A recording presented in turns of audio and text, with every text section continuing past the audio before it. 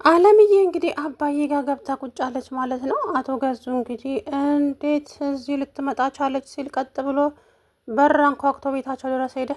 ከዛ በኋላ እንግዲህ እዚህ ቤት ምን ልትሰራ ነው የመጣኸው? ማን ያመጣህ? ቀጥ ብለው ውጣ ከዚህ ብለው እንግዲህ ገፋፍተው አስወጡት ማለት ነው። እሱ ግን እንግዲህ እንዴት ትሁት እንዴት እንደዚህ ታደርግልሽ? ካሌብም ደግሞ በድንገት መጥቶ ነበረ። አንተ ሰውዬ ምን ልትሰራ ነው እዚህ ቤት የመጣኸው? ቀጥ ብለህ ውጣ ከባድ ችግር ሳይፈጠርብህ አለው። እዛ አንተ ደግሞ አንተ ማነህ? ማንም ቢሆን አይመለከትህም፣ ግን አሁን ውጣ ከዚህ ከቤት ውስጥ ሳታንኮሻኮሽ፣ ከባድ ችግር ነው የሚፈጠረው አለው። ከዛ በኋላ እንግዲህ አንድ ሁለት እየተባባሉ ነገሩ ቀጠለ ማለት ነው። አባዬም እንግዲህ ከዚህ በኋላ እቺ ሴትዮ በአይኔ አያለው አይደለም ማሰብ እንኳ ይናፍቀሃል። ከዚህ በኋላ አንድ ነገር እናገራለሁ ብትል ወይም ተነፍሳለሁ ብትል ውርድ ከራሴ አለው። ከዛ በኋላ እንግዲህ ሰውየው በጣም ተናደደና ወደ ቤቱ ተመልሶ ሄደ። እሰራላችኋለሁ ሁላችሁንም፣ እኔ ገዙ ማን እንደሆንኩ አታውቁኝም መሰለኝ፣ እያንዳንዳችሁን ዋጋችሁን እሰጣችኋለሁ አላቸው። ከዛ በኋላ አሁን ውጣ ከዚህ ከባድ ችግር ሳይፈጠርብህ ሌላ መዘላ በድህን ትተህ ውጣ ብለው ገፋፍተው አስወጡት ማለት ነው። ከዛም ትሁት እንግዲህ ተውት፣ እሱ የራሱ ጉዳይ፣ እኔ አሁን ቆንጆ ምሳ ልስራላት ብላ ለእሷ ምሳ ልትሰራላት ወደ ክችን ሄደች። እናትዬም እንግዲህ ከእናቱ ጋራ አለሙን እየቀጨ ይገኛል ማለት ነው። በናፍቆት የተገናኙ ሰዎች እንግዲህ እውነት ለመናገር በጣም ነው የተጎዳችው ሴትየዋ። በዛ ላይ ያው ትሁት ከመጣች በኋላ ነው ደህና ምግብ እንኳን መብላት የጀመረችው እንጂ ከዛ በፊት ምግብ የተባለ እንኳን እየበላች አይደለም። እንደ ውሻ እየተበላሸ ምግብ በሩ ላይ እየጣለችላት ነበረ የምትሄደው። አሁን ግን ትሁት ከመጣች በኋላ ሁሉም ነገር ተቀየረ ማለት ነው። ከዛ በኋላም እንግዲህ ከዚህ በኋላማ ሁሉም ነገር አብቅቷል። ስለዚህ አቶ ገዙ አሁን በቁጥጥር ስር ውለሃል። ያረካትን በሙሉ ዋጋ ትከፍልበታለህ። ልጇ በናፍቆት እንደዚህ ሲሰቃይ አንተ ልጇ ሳይሞት ሞቷል ልጅሽ ብለህ ስታሰቃያት ኖረሃል። እንደገና ደግሞ እሷ አልበቃ ብሎ እየገባህ ትደበድባታለህ። ብዙ ስቃይና መከራ አደረስክባት። እንዴት ነው ታዲያ ለአንተ ይቅርታ የሚደረግልህ? ምን አይነት ሰው ነው ለአንተ ይቅርታ የሚያደርግልህ? ስትል እንግዲህ በጣም ተናዳ ተናገረች ማለት ነው። ከዛ በኋላ አንቺ ልጅ በማያገባሽ አትግቢ አላልኩሽም እንዴ? ያገባኛል። እስከ ዛሬም አንተን ሰምቼ ነው እንጂ ያገባኛል ሁሉም ነገር። አንተ ምን አይነት ጨካኝና ምን አይነት አረመኔ ሰው ነህ?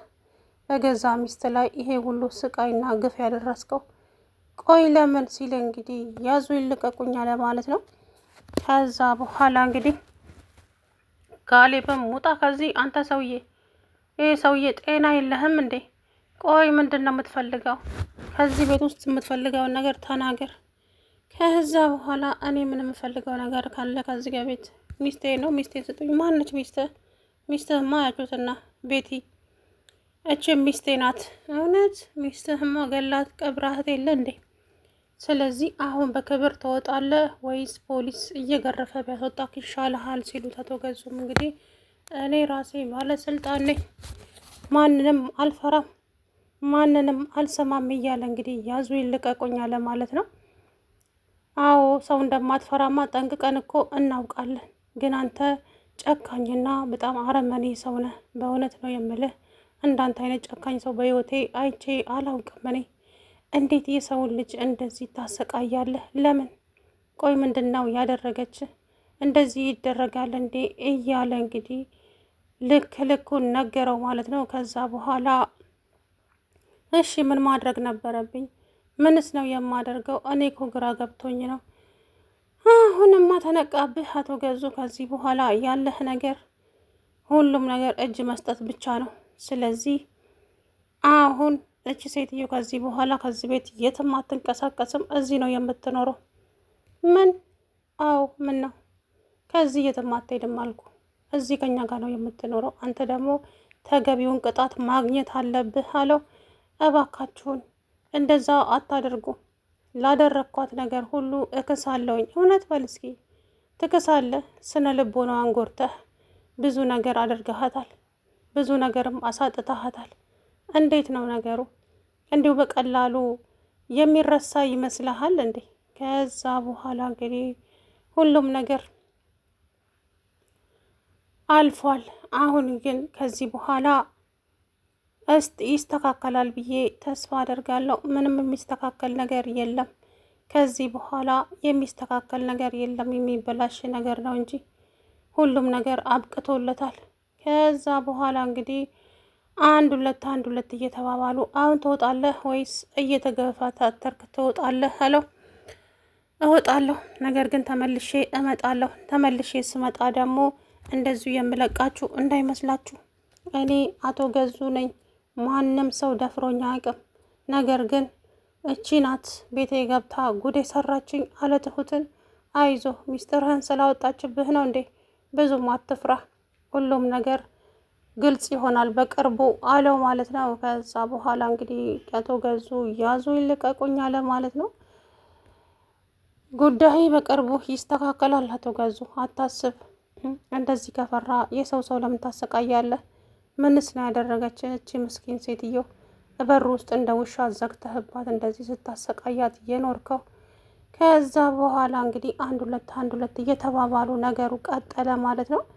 እሷም ደግሞ ከዚህ በኋላ እዚህ መተሻፋ ወጣሽ አይደለ? እሰራልሻለሁ።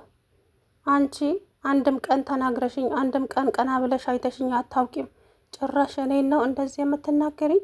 የልብ ልብ ሰጡሽ አይደለ?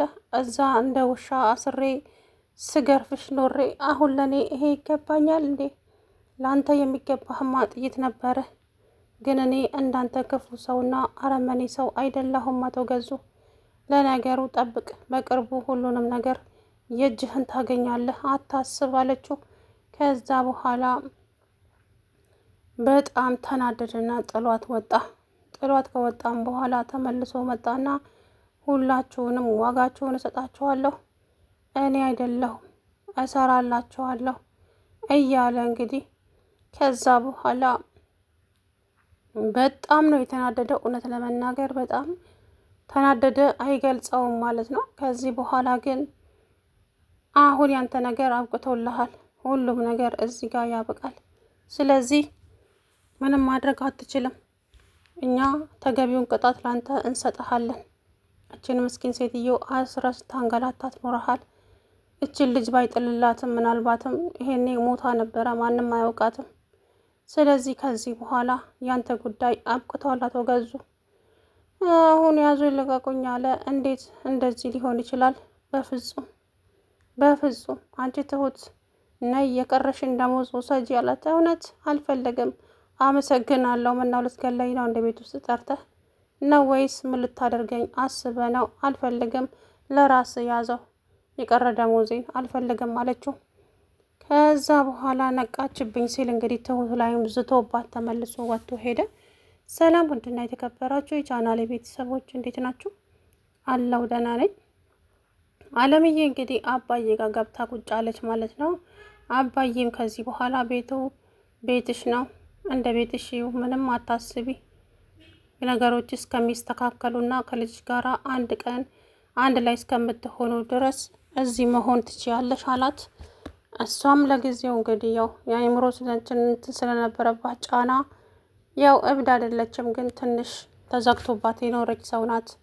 ብዙ ነገሮች ተሰናክለውባታል፣ ብዙ ነገሮችን አታለች። እናም እንግዲህ ከዛ በኋላ ተረጋጊ፣ አንቺ አሁን ምንም አትበይ፣ ሁሉም ነገር በጊዜው ይሆናል። እሺ፣ ግን እሱ ተገቢውን ቅጣቱን ያገኛል በቅርቡ አላት አባዬ። ከዛ በኋላ እውነት ትሁትን እንዴት አድርጌ እንደማመሰግናት አላውቅም። በእርግጥም ትሁቴ ብዙ ነገር ያደረገችልኝ እሷ ናት። የመጀመሪያ ቀን እዛ ክላሴ ውስጥ ስትገባ የእሷም ልትበቀለኝና የሆነ ነገር ልታደርገኝ የገባች መስሎኝ ዘልዬም አንቄያት ነበረ። ነገሩ ግን እኔ እንዳሰብኩት አይደለም። እሷ ግን ከኔ ጎን ልትቆም ነበረ እዛ የመጣችው። እናም ከዛ በኋላ እባክሽን ተረጋጊ ተረጋጊ፣ እኔ ላግዝሽ ነው የመጣሁት እንጂ ሌላ ነገር ላደርግ አይደለም። ለዛ ነው። ከዛ በኋላ ተረጋግቼም ቁጭ አልኩኝ። ነገሮችም ተስተካከሉ። እሷንም ደግሞ ያው አረጋጋዋት።